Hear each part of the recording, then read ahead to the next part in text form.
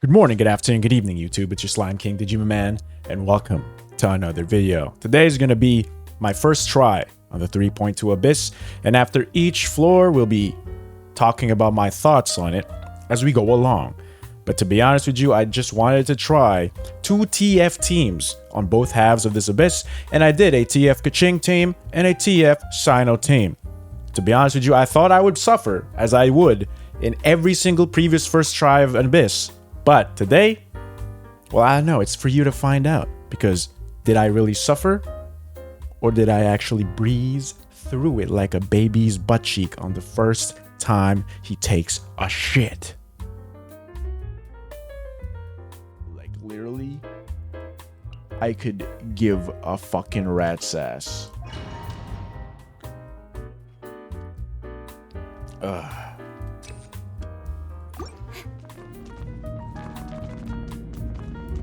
Okay. Shit. Into the wind.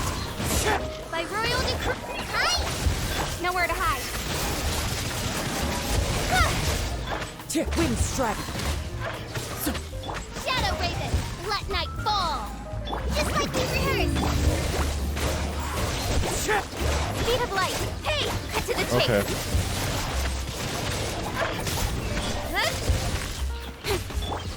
One with nature.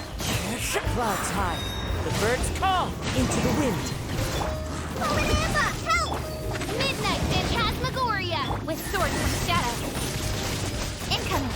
Why are you so far away from me? You son of a... Come on! Come to me! Wolves! Wolves, come to me! Oz revealed. Don't blink. Nowhere to hide. Wolves! Wolves! Wolves! Stop moving! Rift Hounds, baby, I know. This ain't our first rodeo. This ain't the first time we've seen it, and it's still the same annoyances and grievances we experience against these mother frickers. And to be honest, right now, this one feels harder than before because there's 3 waves now. One group of Rift Hounds that are small, and then another one that are small, and then the third one is 2 big Rift Hounds. And if you don't have enough damage in your rotation to clear those 2 groups first in just one rotation, then the rotations become janky as all hell because now you're grasping for energy and your bursts aren't aligned with whatever you want to do in your rotation and just feels bad, man. However, if you do have enough damage on your first rotation and then the second rotation starts when the 2 Rift Hounds that are big spawn, then you won't have a problem. Or you can just run a quick swap team that has enough energy to burst every single time a new wave spawns like I did with TF Keqing. However, still the same. Limits your team comps to strictly teams that can burst off cooldown or have enough damage per one rotation to clear 2 waves at once. Okay. Hey! The Temple of Wisdom! Witness the power of Gugwa! Know my sword! I'll settle this!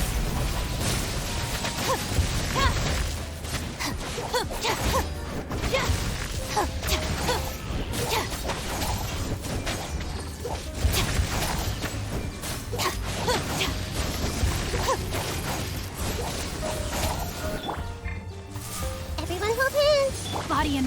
Hey, stop it! Let me weave you a bird. Make yourselves at home! Out of my way! Alright.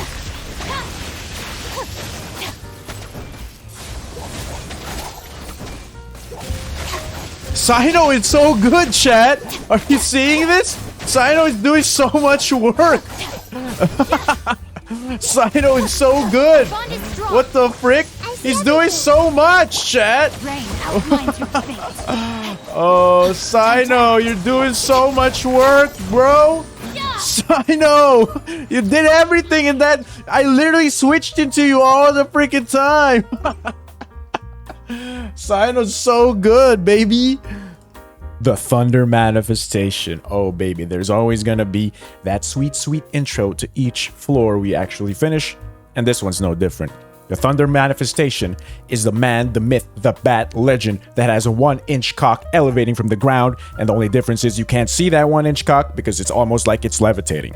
That's what the Thunder Manifestation is, and it is still the epitome of cancer, simply because melee units can't hit it consistently. You can hit it, but it's not as consistent as you want. And the team I chose to run with this freaking floor, it's a Cyno Quick Bloom team, and the Thunder Manifestation is immune to Electro, my G. So there's literally no way I would use Cyno there, because yeah, you still can proc Hyper Blooms with Cyno. However, your E's are inconsistently hitting this mother fricker, and thus you won't have enough energy to burst, and sometimes it just prolongs the whole shindig, and then suddenly you find yourself next floor not even having energy to burst. So what I did instead was just use Keqing Hyper Bloom, because Keqing Hyper Bloom is actually stonks right now. Of course, it's been stonks for a while since Nahida released, and it was already pretty good before Nahida's release occurred. However, now it's taken to a whole nother level, in the same vein as like how EM Raiden is making rounds with teams right now. I just prefer Keqing Hyper Bloom because, to be honest, I just do not want to run Raiden as a triple EM bot. So in this floor, of course, the same old rodeo again. You just run single target teams, preferably ones with projectiles like Yoimi or Ningguang. Hu Tao can make it work as well, International can make it work as well, and you just need to have the damage, and the damage actually hitting the Thunder Manifestation in order to actually clear this pretty well. And to be honest, I mean, if my team that literally just ignored Cyno and just ran Keqing Hyper Bloom with 3 men or 3 units worked, like you can just run a traditional Hyper Bloom team and you'll be pretty good in this floor. But that doesn't take away from the fact that Thunder Manifestation still sucks to play against, especially when you're stuck in the corner, you're hitting him, and then the Thunder Manifestation then zooms into the center to do his freaking Gate of Babylon attack, and now you're like, bitch, I just literally freaking put you in a corner to put you to sleep, baby girl, and now your freaking 1-inch cock is awake suddenly in the center of the freaking arena, and now I have to freaking go to you and waste my burst uptime? Yeah, that's what it feels like to fight the freaking Thunder Manifestation. To work. Look, okay. I think I made that all kinds of fricked up, man. Adorn my night. Crisis on its by royal to the chase.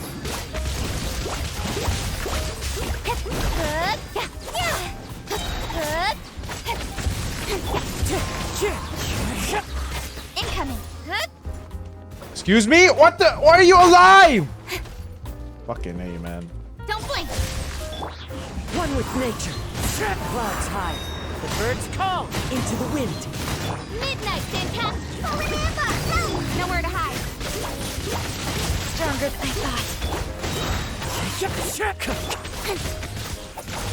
Speed of light. Odds revealed. Incoming. All right, Didge. Frickin' A, man. Now we get into the Husks. I know. This is a novel experience. I've been waiting for this day my entire goddamn freaking life.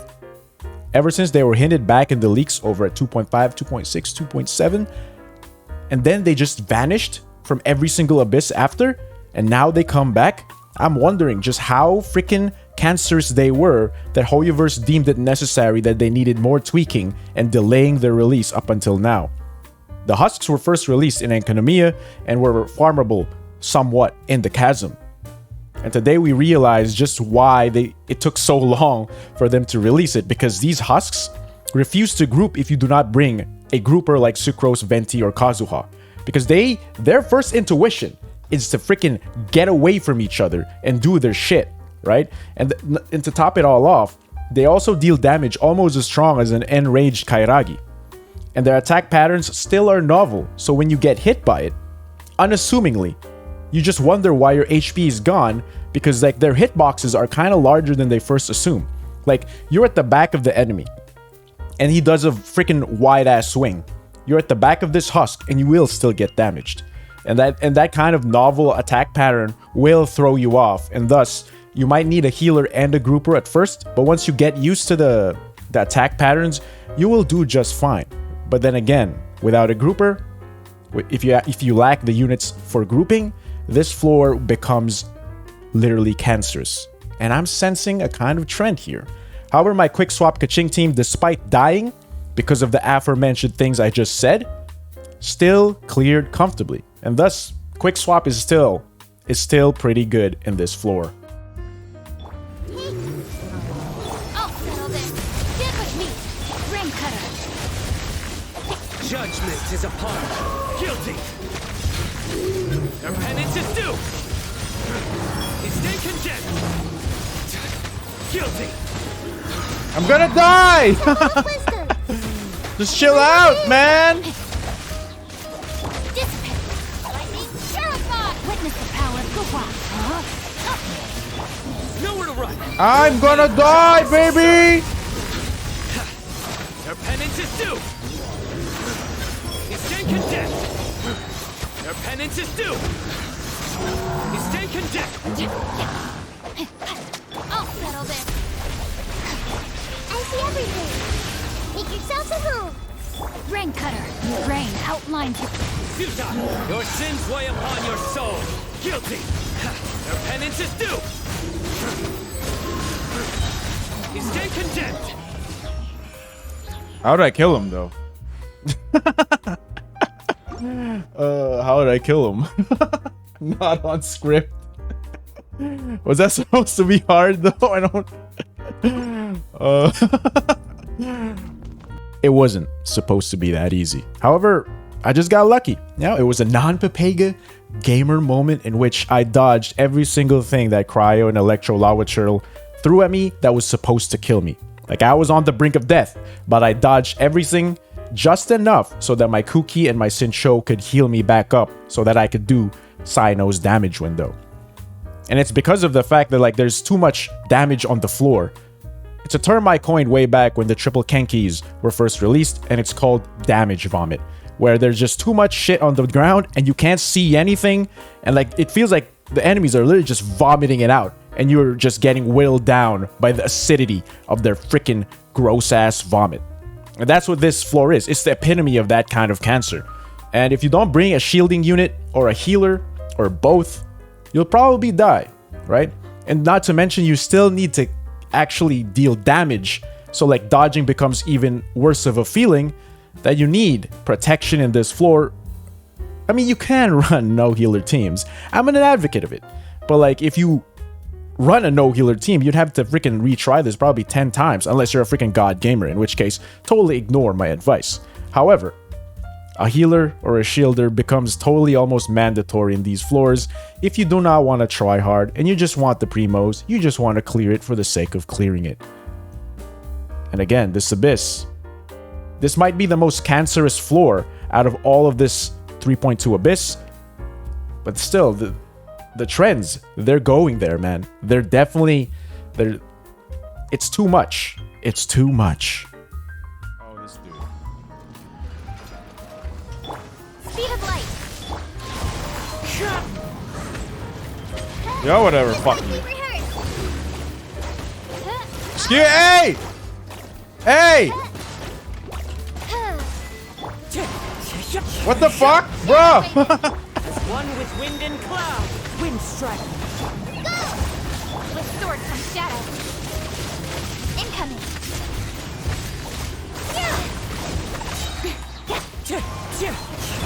Speed of light. By royal decree, practice on yourself. Fallen leaves. Adorn my night. Cut to the chase. Ah, my Keqing! My Keqing! My colleague's dead too? Excuse me? As one with wind and cloud. Wind strike. What? Excuse me?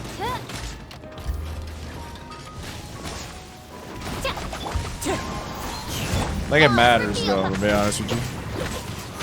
What am I swirling? I don't even know! It's the Dendro, okay? It's a fucking Dendro! Just chill out. I must remain calm.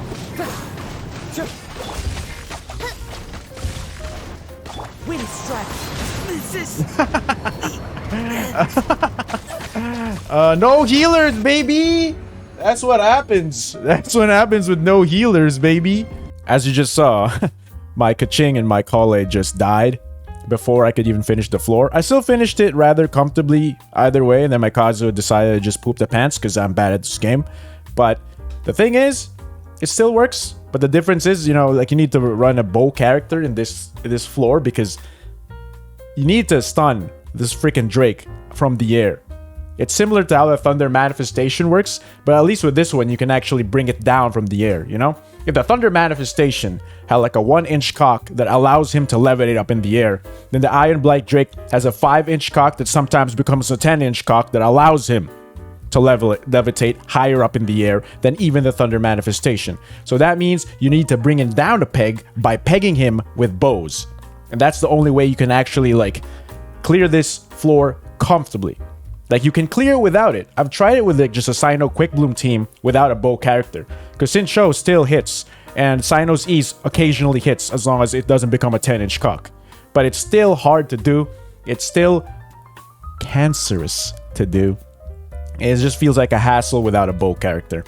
And that's basically it. And like with enough damage, you can probably one-rotate this Aeon Blight Drake rather easily. Quick swap teams are good as long as you run a bow character, to be honest.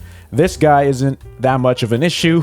I mean, that's coming from me, who just had her 3 characters die because I just decided to run a no healer team. I mean, if you just run a healer or a shielder in this team comp, or you just got good with your quick swap iframes, this floor isn't actually as bad as the others before it, definitely. It's just that limitation that you need to have a bow unit in order to clear it comfortably kind of sucks.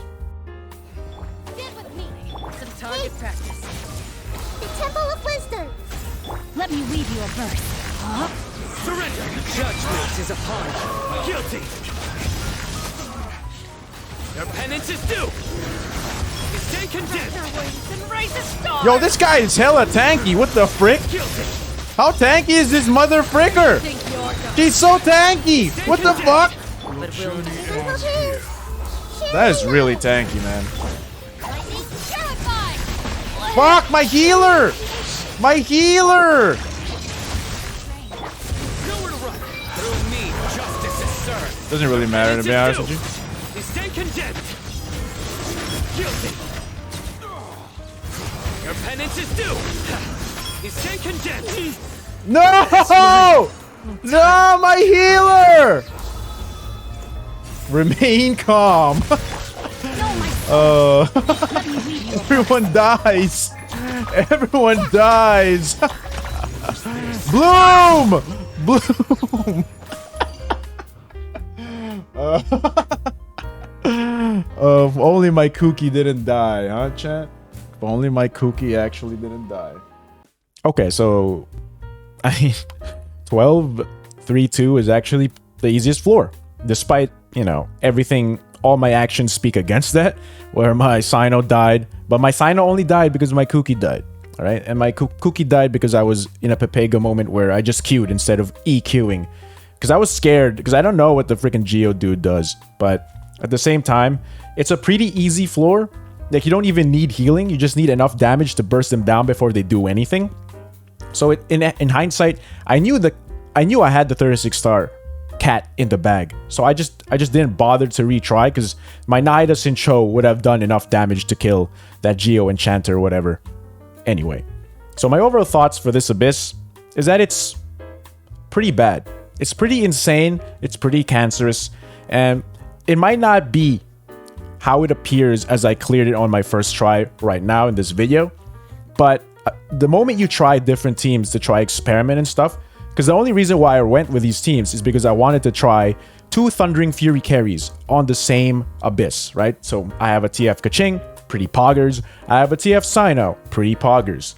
And they performed admirably, even though my Keqing died. Like, that's one of the downsides of running no healer teams. But the quick swap nature allows you to mitigate a lot of damage, because you're spamming your bursts a lot in that rotation, especially when my Kazu's running a Faf sword. But in terms of team diversity and variation, like, you need, on first halves of everything, you need a bow character and you need a grouper. A grouper for Husks and a bow character for Aeon Blight Drake. Technically, Keqing can also hit the Aeon Blight Drake, but for ease of convenience, not everyone wants to use Keqing, a bow character. right? For the Rift Hounds, it doesn't really matter. Like, you just need to have enough damage to kill them, right? We know this is our first Rodeo, I told you. We know how to deal with Rift Hounds at this point. Now, for second half, Thunder Manifestation. If you want to clear it rather comfortably, you need projectiles, which kind of sucks.